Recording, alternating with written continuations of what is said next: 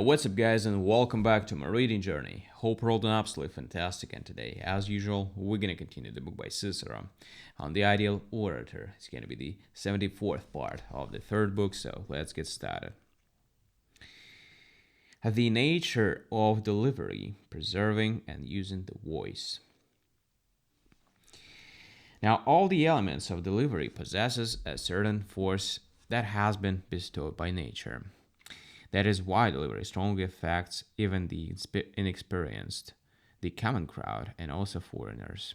After all, words only affect those who are joined to the speaker by the bond of a shared language, and clever thoughts often escape the understanding of people who are not so clever.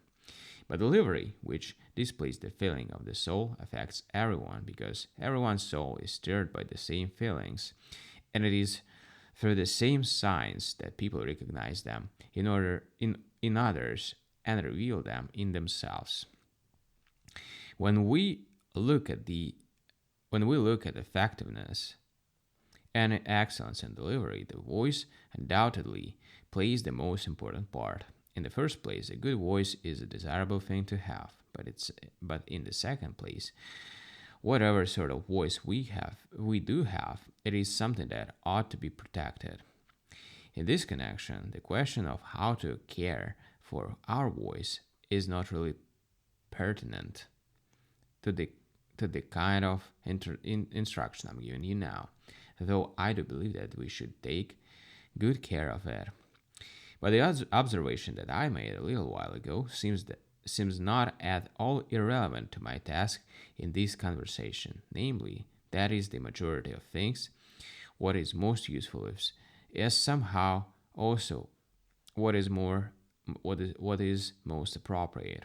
In order to preserve the voice, nothing is more useful than frequent modulation, while nothing is more harmful than unrestrained, uninterrupted exertion. And indeed, what is more suitable for our ears and for a pleasing delivery than alteration, variety, and change? Actually, Gracchus, whom I mentioned earlier, acted accordingly.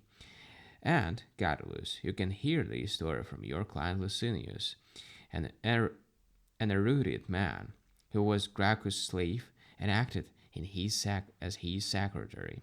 When he was addressing a public meeting, he always had someone standing inconspicuously behind him with a little ivory flute, a skillful man who would sound a quick note that would either rouse him when his voice had dropped or call him back when he was speaking in a strained voice. Alright, guys, so we've done with another part of this great book, and we're going to continue tomorrow the next one. Thank you for joining me today on these reading sessions. See you tomorrow. Bye.